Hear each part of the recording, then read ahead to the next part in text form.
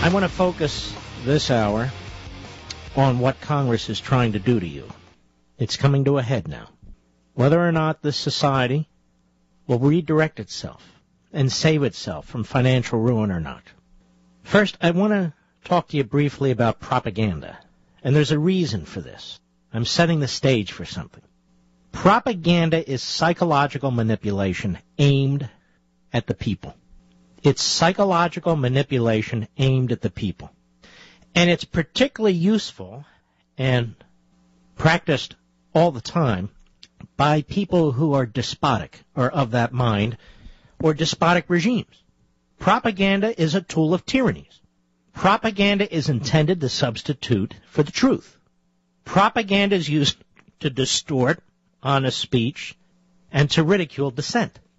Propaganda is intended to deceive the people, to defend that which is indefensible, and empower the state by camouflaging its true intentions. Now, I know there's all kinds of propaganda, but I'm talking about propaganda that's used in tyrannical ways here. Mark, what's that have to do with anything? Well, here I have an article in the New York Times by Jennifer Steinhauer. And it turns out, by accident, by fate, one of the biggest propagandists in our government, Chuck Schumer, spoke in front of reporters when he didn't realize they were listening and taping, and demonstrated what most of us have always known, but what maybe some people never comprehended, that Chuck Schumer is a propagandist who seeks to psychologically manipulate you, who seeks to deceive you, and who seeks to camouflage his true intentions. Now, this article says moments before a conference call with reporters was scheduled to get underway on Tuesday morning, Schumer, the number 3 Democrat in the Senate, apparently unaware that many of the reporters were already on the line, began to instruct his fellow senators on how to talk to reporters about the contentious budget process. After thanking his colleagues, Barbara Boxer of California, Benjamin Cardin of Maryland, Thomas Carper of Delaware, and Richard Blumenthal of Connecticut, for doing the budget bidding for the Senate Democrats, who are facing off against the House Republicans over how to cut spending for the rest of the fiscal year, Schumer told them to portray John Boehner of Ohio, the Speaker of the House, as painted into a box by the Tea Party, and to decry the spending cuts that he wants as extreme. Quote, I always use the word extreme. That is what the caucus instructed me to use this week, unquote. A minute or two into the talking points tutorial, though, someone apparently figured out that reporters were listening, and silence fell.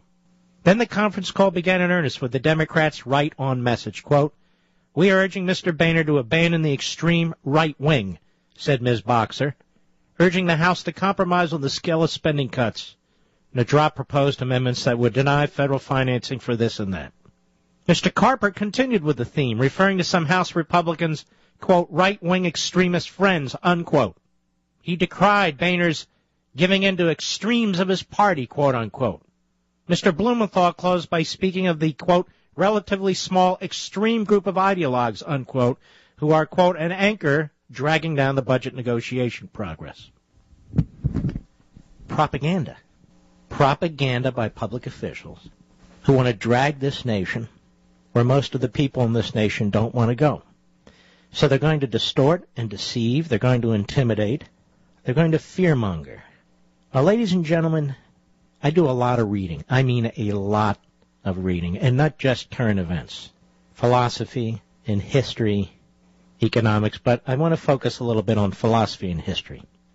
This is the kind of behavior, the willful, almost gleeful attempt to distort the facts, to drag a country in the wrong direction by lying to the people.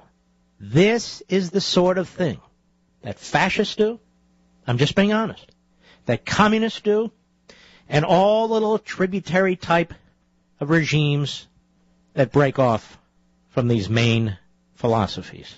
The goal is to mold the people, to mold their thinking, to indoctrinate them, to keep repeating things over and over again so they seem real, so they seem factual, to turn one citizen against another, to create factions, to tribalize, if you will.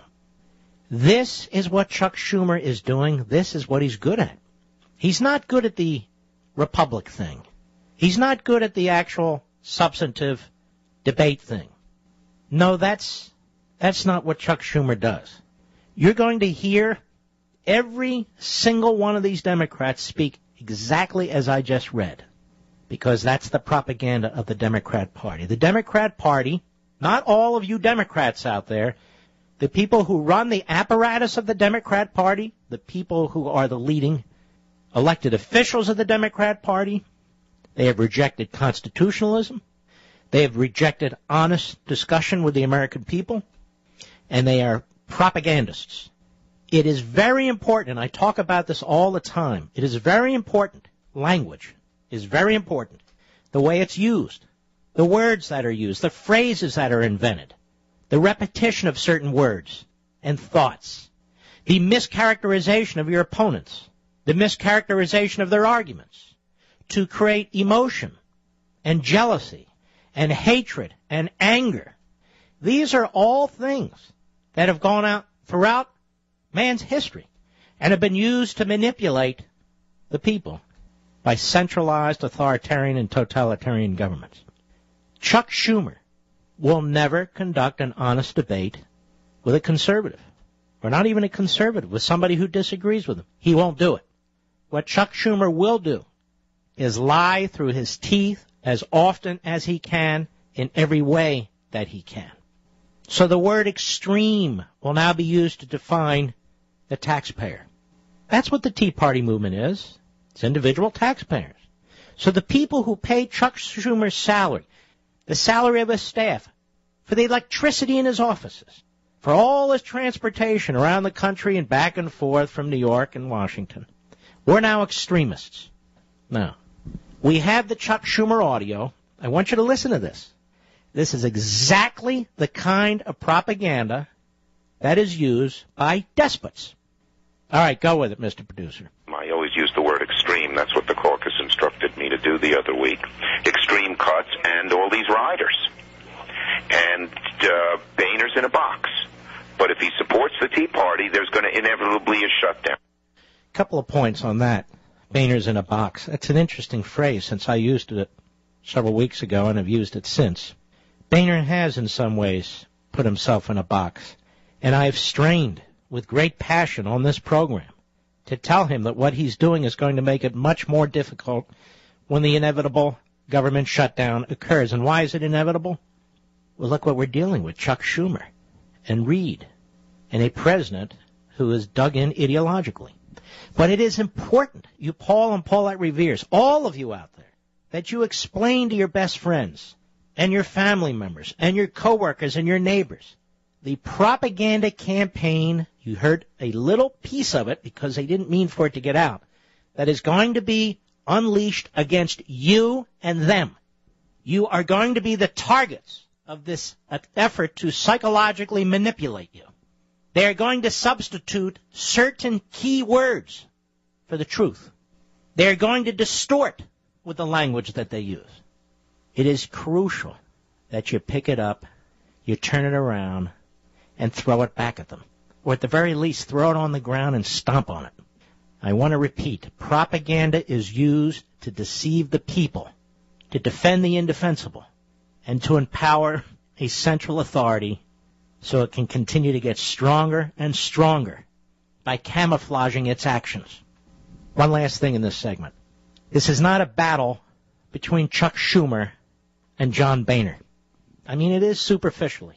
It is a battle between these authoritarians, these statists, who want to steal more of your liberty and steal more of your assets, your private property, and those of your children and your grandchildren. This is a battle between them and us. A battle between them and us. Schumer is calling us extreme. Schumer is calling the American people extreme. He's calling the taxpayers extreme. You've never heard him call any of these drones who we subsidize extreme, do you? No. Now, people who take and don't give, apparently in Schumer's world, those are the upstanding citizens. Those of us who work our asses off and care for ourselves and contribute monumental sums to the federal government to subsidize other people, we're extreme. You get it? This is the mind of despotism, where black is white and white is black. Don't fall for the psychological manipulation. Don't fall for the misuse of words and the mischaracterization of good versus bad. We are in a righteous battle. We are in a battle to save our Constitution and to save our country from those who borrow techniques and tactics from despots, like propaganda. I want to play that audio one more time before the break. Here's Schumer. He didn't know he was being heard on the telephone with 4 of his flunky colleagues, preparing to brief the press on the Democrat position. Go ahead, Mr. Producer. I always use the word extreme. That's what the caucus instructed me to do the other week. Extreme cuts and all these riders. And Boehner's in a box. But if he supports the Tea Party, there's going to inevitably be a shutdown. Mark Levin.